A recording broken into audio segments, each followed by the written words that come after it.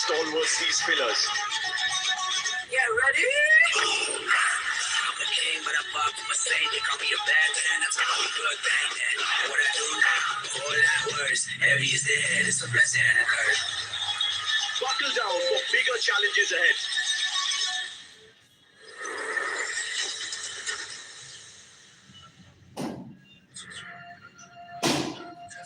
The U.S. Open is something that every polo player wants to win. And to win it once is, a challenge anyone would be proud of to put on their, their epitaph, if you will.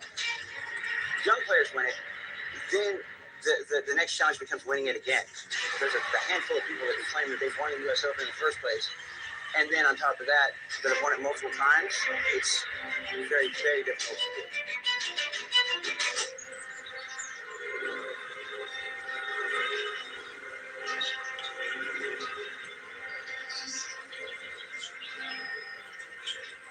Florida has always been the winter polo capital of the world since before I was born, going back to the 1970s.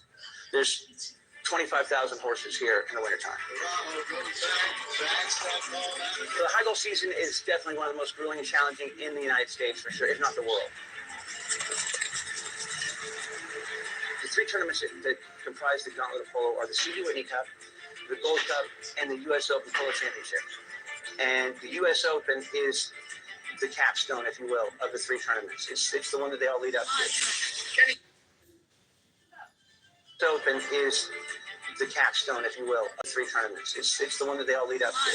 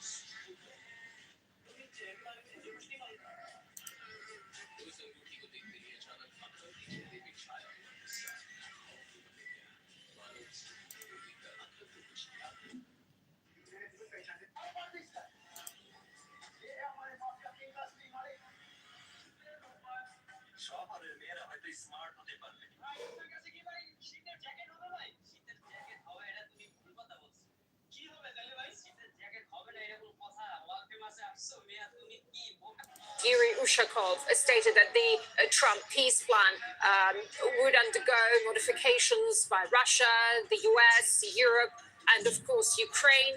And Ushakov actually said that many positions in this plan for Ukraine, which Moscow had reviewed previously, seemed to be unacceptable.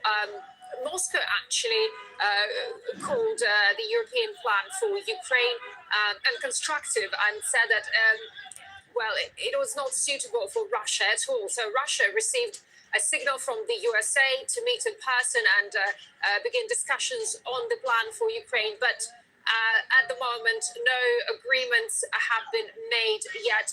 Also, just earlier on, Vladimir Putin, in his telephone talk with Turkish President Erdogan, noted that the version of the US peace plan reviewed by Moscow could serve as the basis for a final peaceful settlement.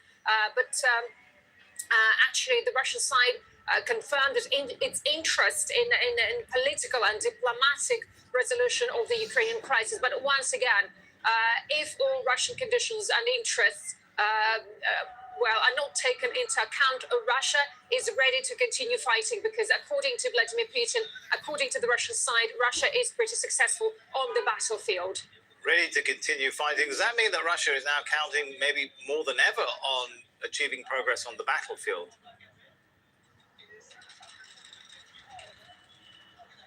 Well, it seems to be so because Russia wants to achieve its goals. And right now, according to the Russian side, according to the Russian Ministry of Defense, it's advancing on the battlefield. Actually, in several directions, we're hearing reports about successes in the city and around the city of Pokrovsk. But actually, it's hard to say that what exactly is going on there. So also the Russian armed forces launched a massive drone strike on Kharkiv.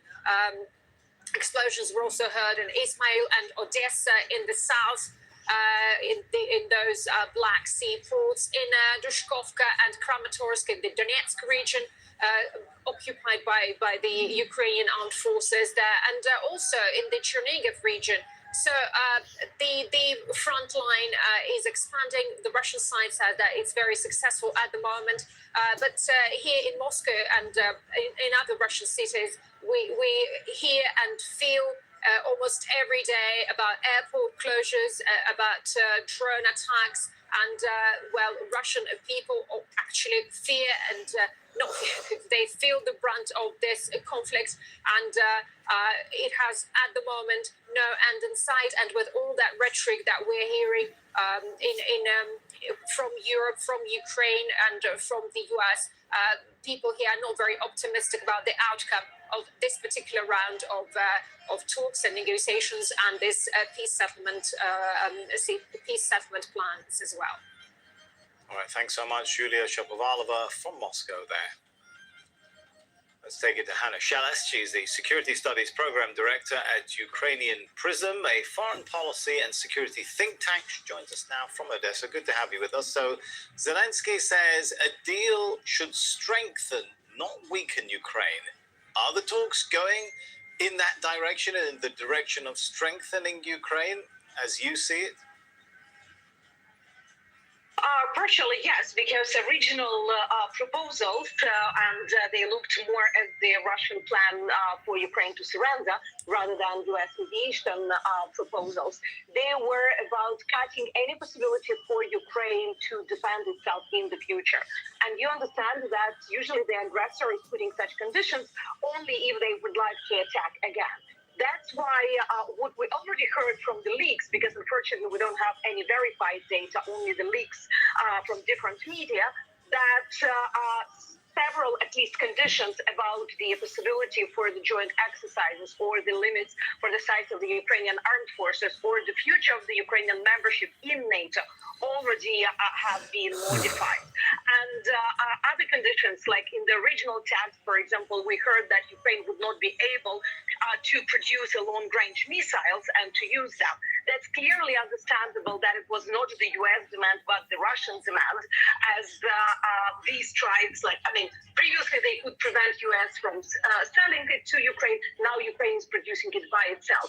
So as soon as these crazy demands are taken off the plan, it's already contributing to the possible future security of Ukraine. All right, but as the US position may be, or this US text may be modified to accommodate Ukraine's concerns, where does that leave the possibility of a deal emerging? Because don't we go back to the deadlock where the Russians will say, well, if the deal doesn't meet our concerns and our demands, there is no deal? Let's be honest, that's been happening since 2014 and even more since the full-fledged invasion in 2022. So there is nothing new for Ukraine.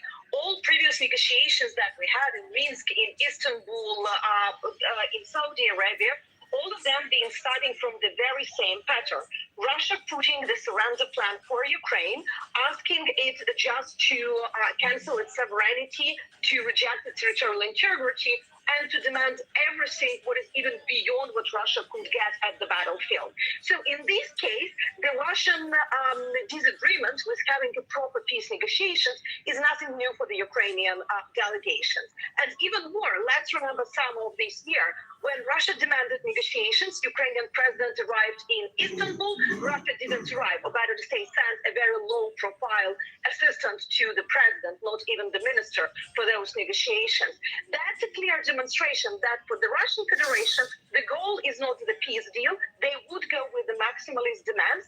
The reason is only one. They need to prevent the United States to impose bigger sanctions or helping Ukraine. So in this case, but they Hannah, will say there is a difference now this time, right? Because you have a Trump administration that has shown it is willing to put pressure on its Ukrainian ally to do a deal, right? So if the Ukrainian President Zelensky has to choose between dignity, as he put it, and between a strategic ally, doesn't that really mean he doesn't have a choice? Because if he chooses to lose a strategic ally, Ukrainian armed forces are in a much weaker position without US support, which might mean he loses, again, both his strategic ally and his dignity. Yes and no, because that's all about the art of negotiations. If you remember, a few months ago, the U.S. already tried to push very hardly against the Ukraine president, and we had a very difficult moment at the Oval Office.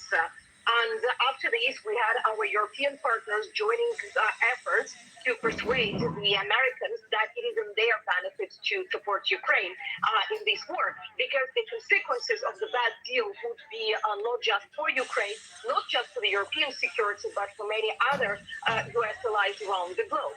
So this time, Hannah, can the Europeans make a difference ultimately? Is that what Ukraine is counting on?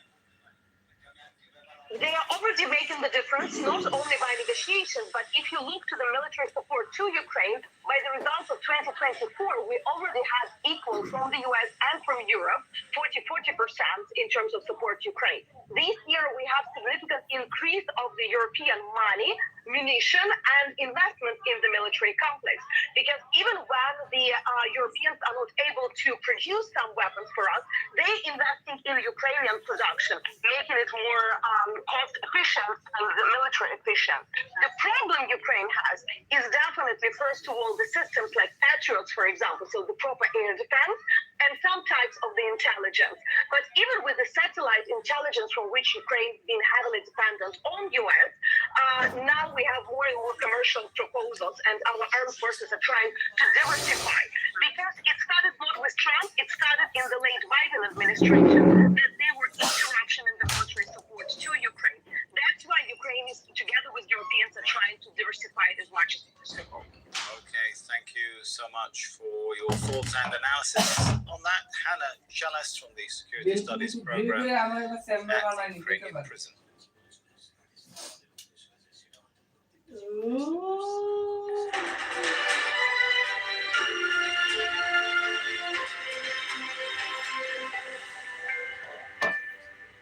Now, funerals have been held in Gaza for 4 Palestinians killed in Israeli attacks on Monday. Israeli soldiers used an armored vehicle filled with explosives in the Tufah neighborhood east of Gaza City. According to Gaza officials, Israel has violated the ceasefire nearly 500 times since it came into effect in October. More than 340 civilians have been killed, the majority were women and children. Tarek Abu Azoum is live for us in Gaza City. More people have been killed. Take us through the story of people once again trying to go to their homes to retrieve their belongings and paying with their lives. Well, people here say that the situation around the yellow line has become increasingly very dangerous, especially for residents trying to return to check what's left of their homes and farmlands. And it has been described by many of those civilians who are living very close to the vicinity of the yellow line as a new expanding kill zone. And that's what we show in particular today, where 4 civilians have been killed by the Israeli military since dawn. Specifically, we saw a concentration for these attacks on the city of Khan Yunis and on the northern part of Gaza. But what has been really causing some sort of confusion for families on the ground is the continuation of Israel's aerial activities across the Gaza Strip. We can now hear the sound of Israeli drones. We show clear fear among families on the ground as we continue to get reports from local urban planners and also civil groups regarding what's happening beyond the yellow line in terms of the mass-scale destruction for residential homes to be an Israeli initial steps to completely create new buffer zones and corridors that will absolutely isolate the remaining pockets of Gaza from the other parts of the world, and basically to create also some sort of Israeli hegemony over these areas, making it a stretch of uninhabitable ground, complicating the potential return of families to these areas if we move to the second phase of the agreement. And Tarek, what can you tell us about reports that maybe another Israeli body might have been found?